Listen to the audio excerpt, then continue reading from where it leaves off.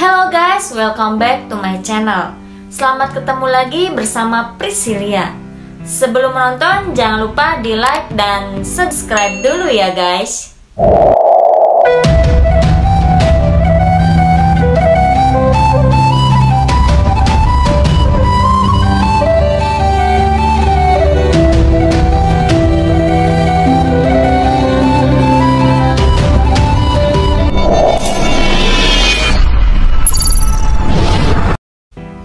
King Gilgamesh, raja terhebat dalam peradaban Mesopotamia.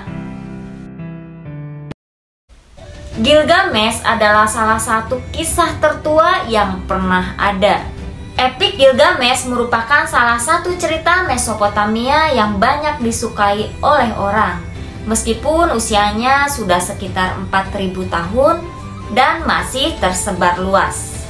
Bahkan orang-orang Yunani dan Romawi pun masih menyebut nama Raja Gilgamesh pada tahun 200 Masehi.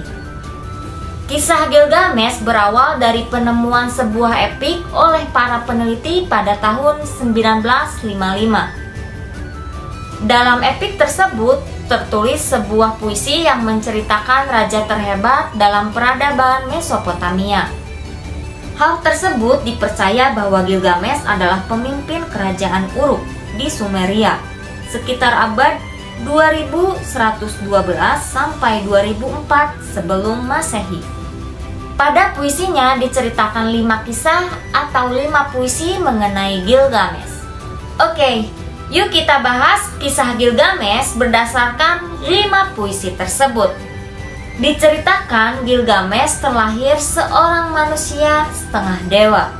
Dia dilahirkan oleh seorang ibu yang merupakan dewi kebijaksanaan dari Sumeria, yaitu Dewi Ninsu. Sedangkan ayahnya adalah seorang raja Uruk keempat yang bernama Lugalbanda. Ketika ayahnya telah meninggal dunia, kini Gilgamesh menggantikan posisi ayahnya menjadi raja kelima di negeri Uruk di Sumeria. Gilgamesh adalah raja yang sangat kuat dan perkasa, sehingga tidak ada manusia lain yang dapat menandinginya. Ketika menjadi raja, Gilgamesh merupakan raja yang sangat sombong dan suka bertindak sesuka hatinya saja.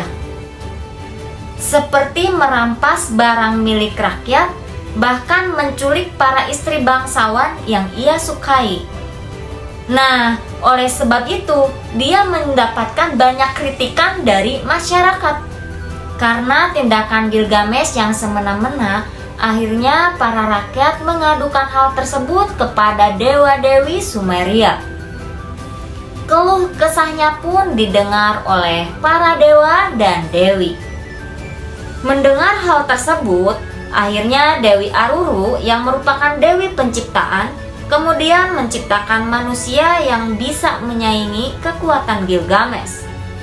Akhirnya sang Dewi mengambil tanah liat dan ludahnya sendiri untuk menciptakan seseorang bernama Enkidu. Enkidu diciptakan dengan postur tubuh yang besar serta terdapat bulu di sekujur tubuhnya. Enkidu hidup dan tumbuh di hutan belantara didampingi oleh para hewan, sehingga ia tidak mengenal peradaban manusia. Pada suatu hari ada seorang pemburu yang melihat Enkidu di sebuah sungai. Pemburu tersebut langsung lari karena baru kali ini dia melihat manusia liar di hutan yang melindungi para hewan di sana. Pemburu itu pun pada akhirnya memberitahu ayahnya. Ketika ayahnya mendengar hal tersebut, meminta si pemburu untuk mengomunikasikannya dengan King Gilgamesh agar dapat mengusir Enkidu. Pada akhirnya Gilgamesh mengutus seorang wanita untuk menghampiri Enkidu dengan harapan agar Enkidu bisa dipengaruhi oleh wanita tersebut. Tak diduga, ternyata saran Gilgamesh berhasil. Wanita tersebut berhasil menggoda Enkidu dan mereka pun menjalin hubungan intim selama 6 hari full. Ya mungkin karena Enkidu baru pertama kali melihat perempuan dan dia mungkin penasaran. Jadi ya gitulah. Nah, setelah hasratnya terpenuhi, insting liar Enkidu kembali, dan dia memutuskan untuk kembali ke kawannya. Namun pada saat dia kembali, para hewan menolak Enkidu dan menjauhinya karena Enkidu sudah tercampur bau manusia. Pada akhirnya Enkidu sendirian dan dia tidak tahu harus ngapain lagi. Akhirnya dia memutuskan untuk kembali lagi bertemu dengan wanita tersebut. Setelah bertemu kembali, lalu wanita tersebut menceritakan tentang kemewahan dan kemegahan kota Uruk. Dari mulai makanan, keramaian, bahkan cerita Raja Gilgamesh yang memanfaatkan rakyatnya. Dia menceritakan hal tersebut kepada Enkidu dengan tujuan agar bisa membawanya ke kota Uruk. Mendengar hal tersebut, Enkidu jadi pengen buru-buru ke sana dan ingin menantang Raja Gilgamesh. Namun karena wanita tersebut tahu Raja Gilgamesh kuat, dia menyarankan agar Enkidu jangan menantangnya, melainkan harus ada di samping Gilgamesh dan menjadi sahabatnya. Dalam ceritanya, ternyata Gilgamesh sudah memimpikan Enkidu sebanyak 2 kali. Yang pertama, Gilgamesh bermimpi batu meteor. Batu tersebut jatuh. Terus Gilgamesh mengangkat batu itu dan memberikannya ke tangan ibunya. Lalu yang kedua, Gilgamesh bermimpi sebuah kampak yang dikagumi oleh semua orang karena bentuknya. Lalu ia bawa dan diberikan juga kepada ibunya. Setelah itu ibunya berkata bahwa penggambaran batu dan kampak ini merupakan seseorang yang akan setara denganmu dan akan menjadi sahabat sekaligus tangan kananmu yang sangat kuat di kemudian hari. Lalu ia bawa dan diberikan juga kepada ibunya. Pada saat akan ke kota, Enkidu diberikan pakaian oleh wanita tersebut. Lalu ia mulai melakukan perjalanannya. Mereka beristirahat dalam sebuah kamp penggembala. Di tempat tersebut, Enkidu menjadi pusat perhatian dari semua orang. Mereka kagum kepada perawakan dan ketampanan dari Enkidu. Di sana mereka merayakan pesta, minum minuman, makan banyak, dan ini merupakan pertama kalinya Enkidu makan enak. Karena selama ini Enkidu di hutan hanya makan rumput saja. Setelah makan, Enkidu pun membantu para penggembala melawan serigala dan juga singa untuk menjaga ternak mereka. Nah, dari situlah para warga pun kagum akan kekuatan dari Enkidu. Di suatu malam ada seseorang yang mengundang Enkidu untuk datang ke acara pernikahannya. Diceritakan setiap orang yang akan menikah di sana, mempelai wanitanya harus tidur dulu dengan Raja Gilgamesh.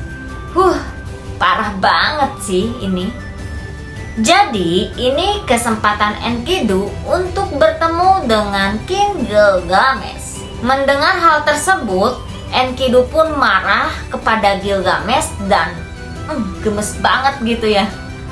Dia pengen menghadang Gilgamesh dan akhirnya Enkidu pun datang dalam acara pernikahan tersebut.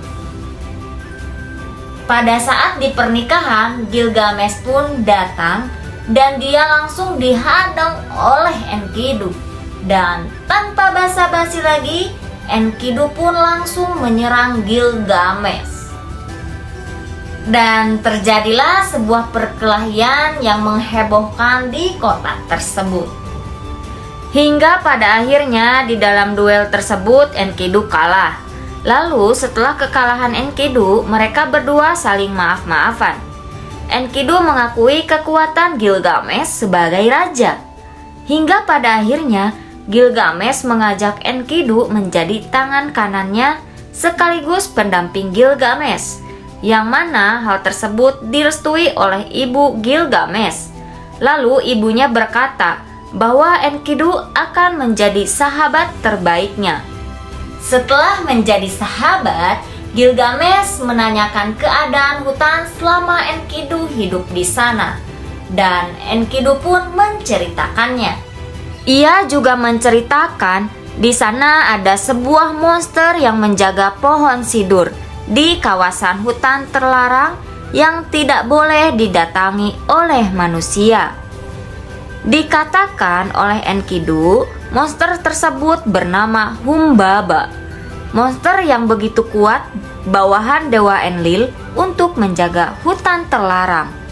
Mendengar hal itu, Gilgamesh merasa tertarik dan ingin mengalahkan monster tersebut.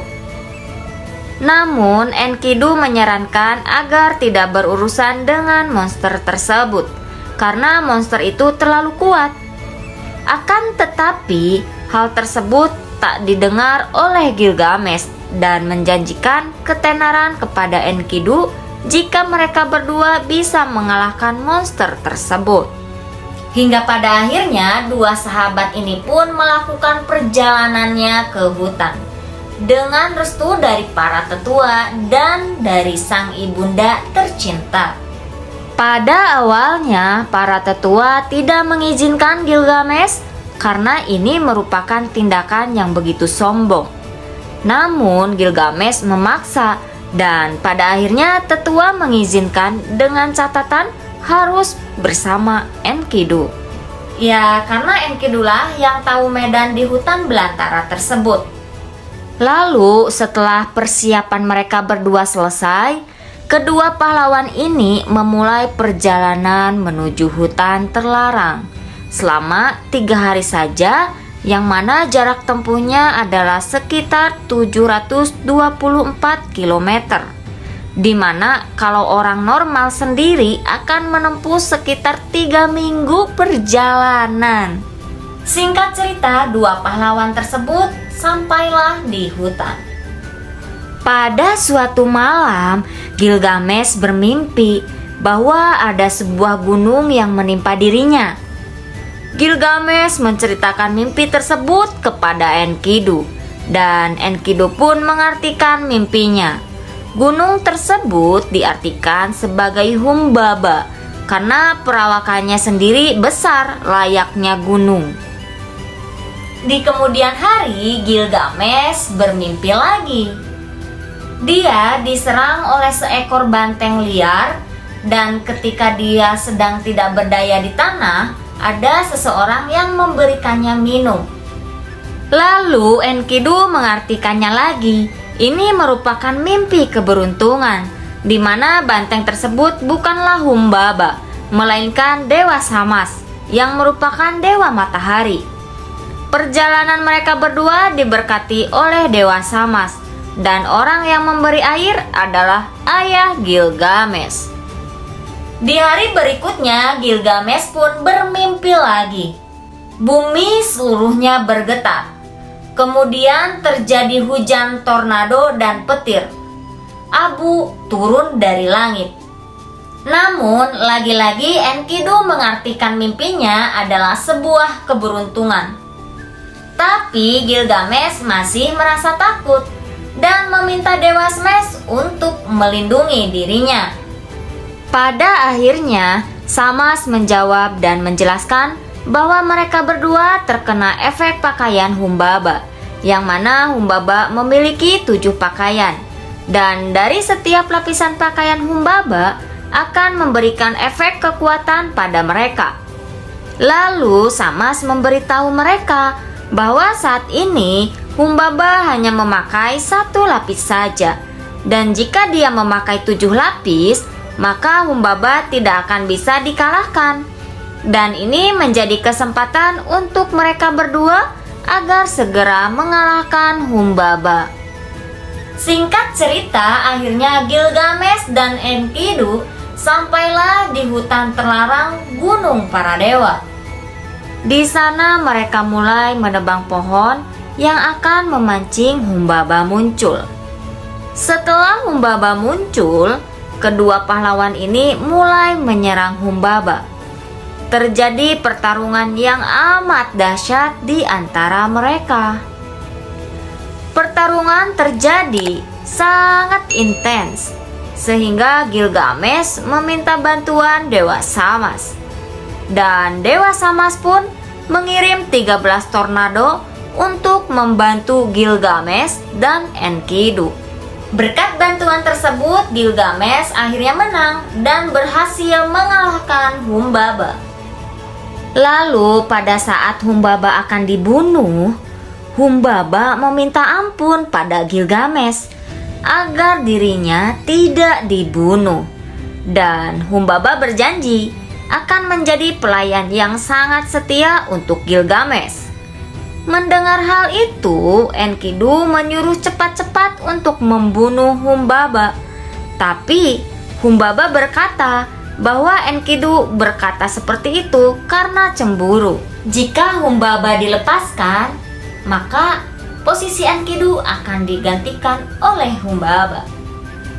Mendengar hal tersebut, Gilgamesh pun penuh pertimbangan.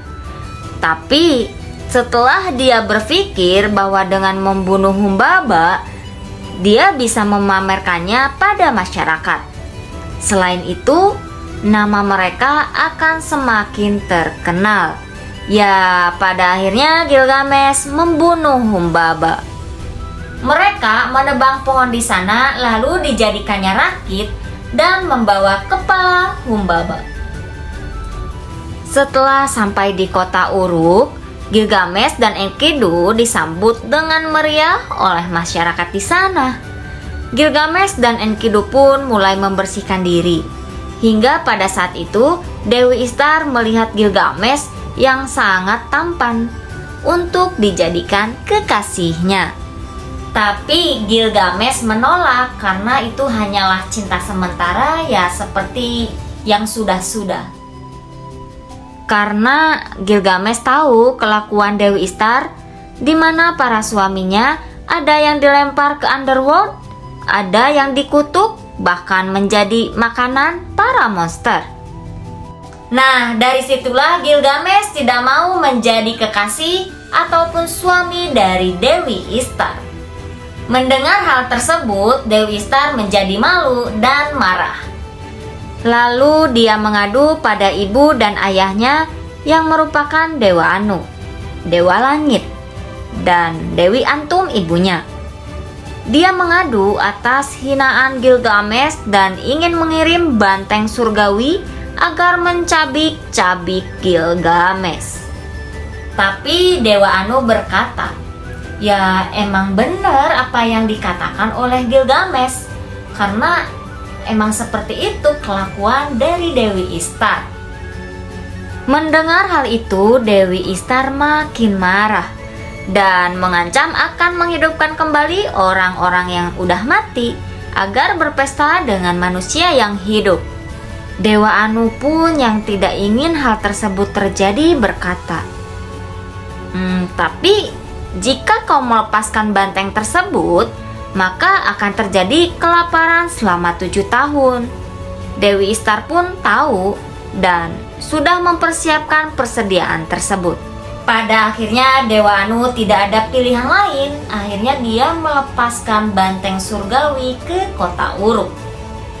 Pada saat banteng tersebut jatuh, terjadi retakan di bumi yang mengakibatkan 100 orang masuk dalam retakan tersebut.